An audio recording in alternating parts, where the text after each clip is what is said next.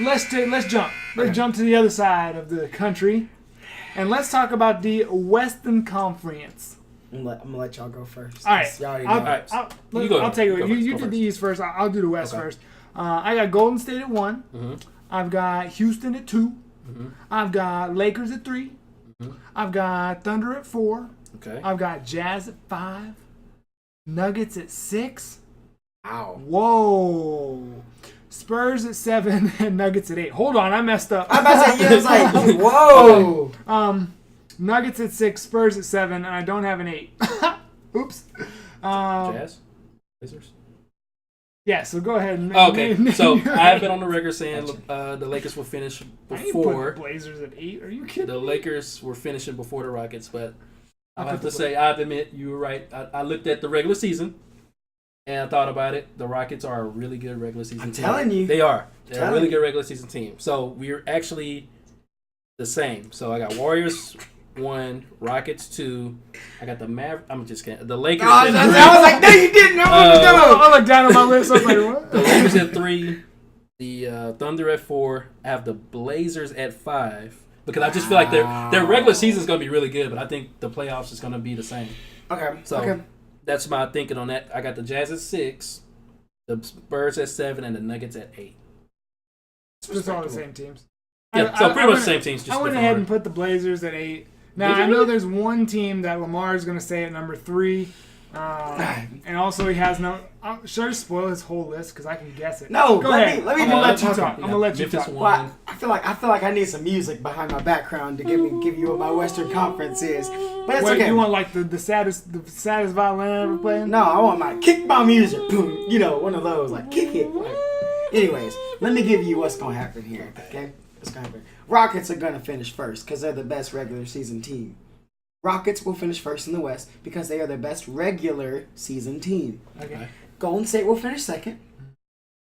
New Orleans will finish third because Anthony Davis will have his MVP season. Randall will come in and play very well, I think. I think they're just going to be a tough team this year. I think they're going to be fast, too. Okay. Next team, I got Utah at 4 because playing in Salt Lake City is difficult. I know. Let that sink in. Okay. Next one, I got OKC at 5. Okay. I got my Lakers at 6. Here's why. We're going to struggle a lot in the early part of the season. However, we're going to hit our stride. They're going to play New Orleans in the first round of playoffs and beat them. Okay. Spurs at 7. Nuggets at 8. Okay. So we've talked about this Houston Golden State thing multiple times. Mm-hmm. And it's just to agree to disagree at this point. We understand what you're saying. The Rockets are a very good regular season team. Mm-hmm. They went from 65 wins.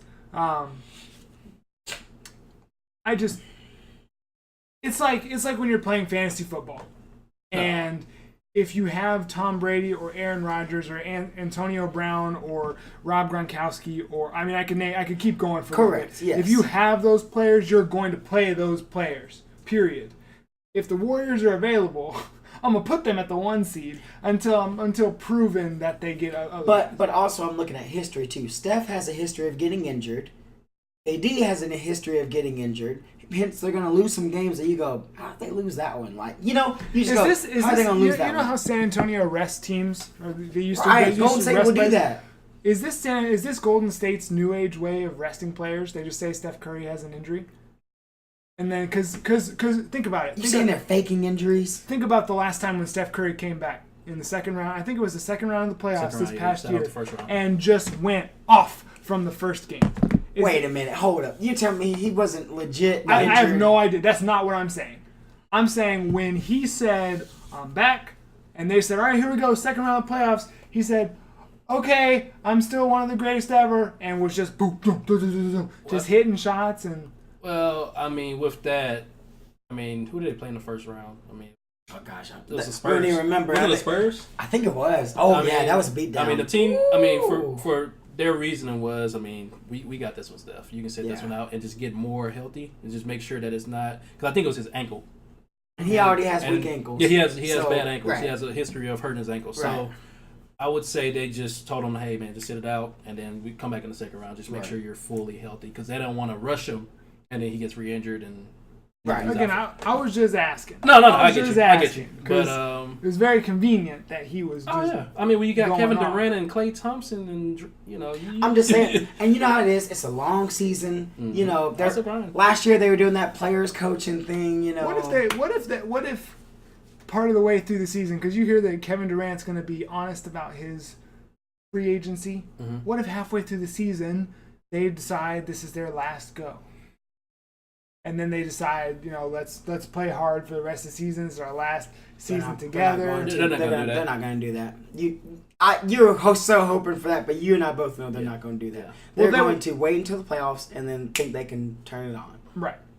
And then they will. Yeah, they won't announce and they will. And they will. Yes, and they will. Yeah. Right. Yeah. Absolutely. For sure. Okay. So, should I? That's hopeful though. That was really hopeful though. That was nice. Yeah, that's a good one. No, I think you were hoping you were like, for Boston's sake, like just one of them. No, this because it's like a okay. Should I talk about this now? Yeah, so check this out. Here's the thought. What if the Seattle Supersonics came back? Okay. And their two max players to start were Kevin Durant and Klay Thompson, both of whom are free agents at the end of this year. Well, I'm not sure though, because then there's a lot of other. That's a lot of money. But think about how fitting that would be.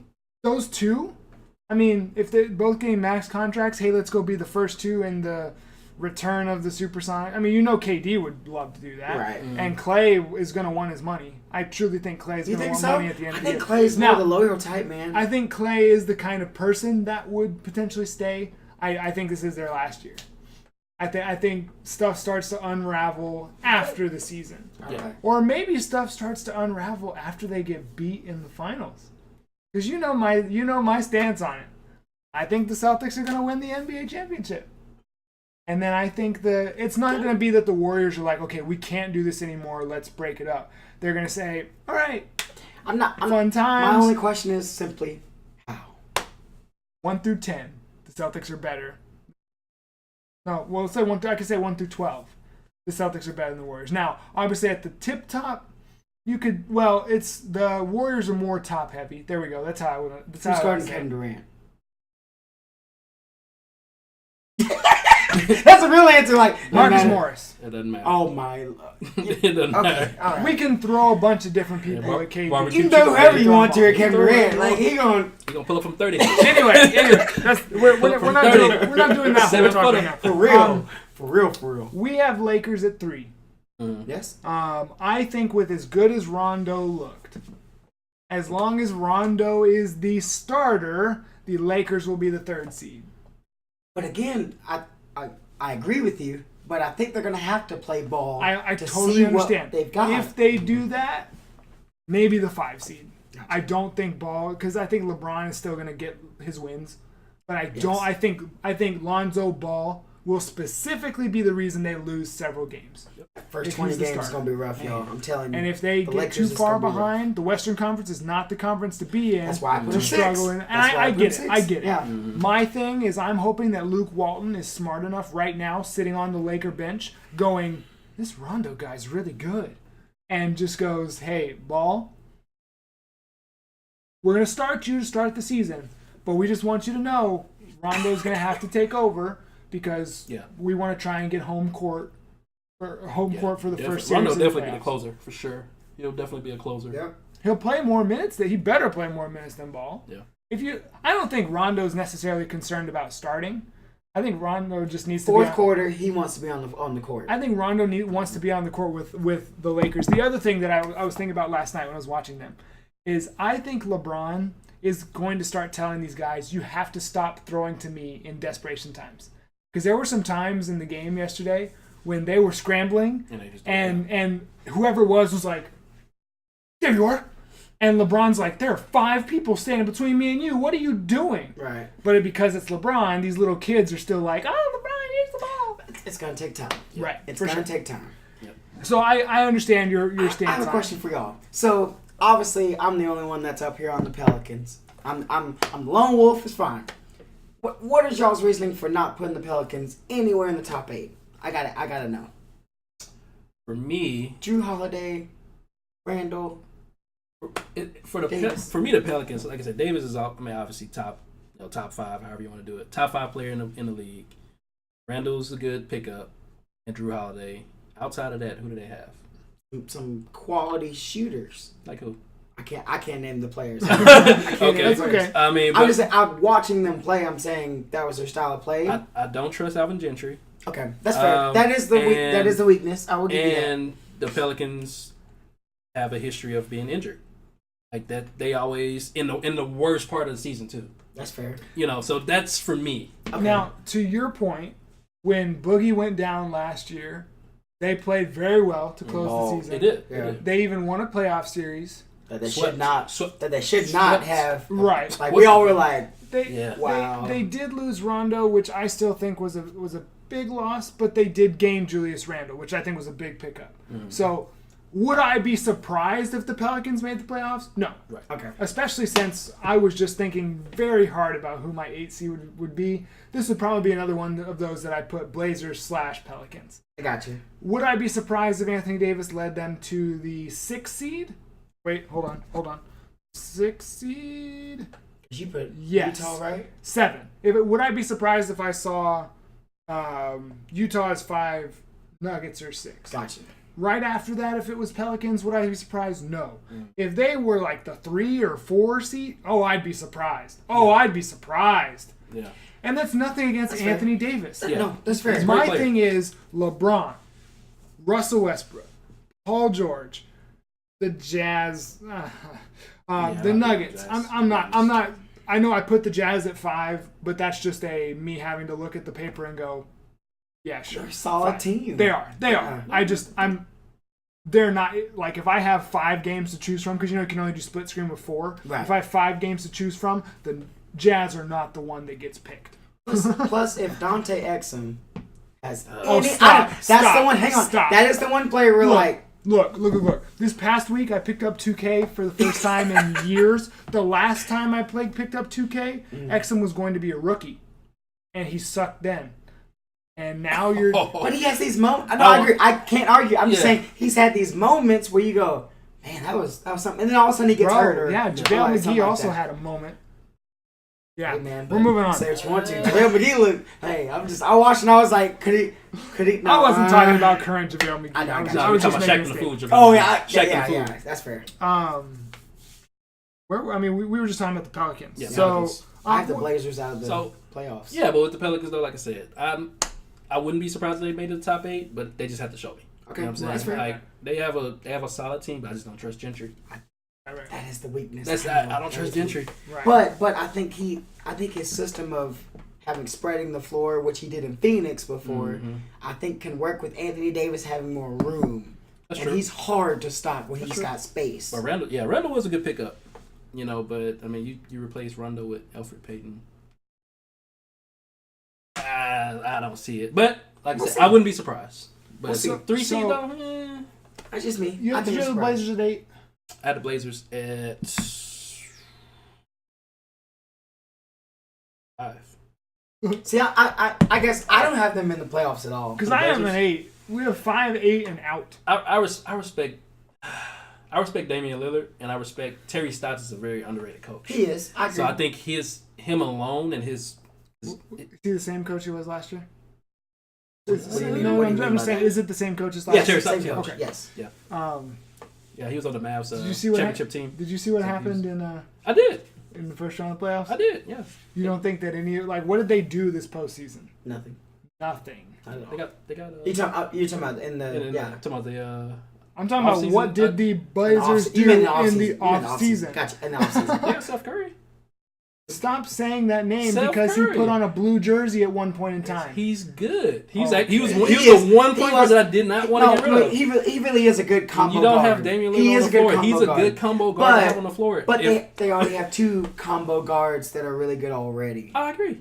But I mean, Nurkic is. If Nurkic could play any bit of defense, they would be great. But Nurkic can't play defense. He cannot. So, which means he'll be in foul trouble. And I think with the Blazers, I think it was kind of the same with you with Utah. I was like, yeah.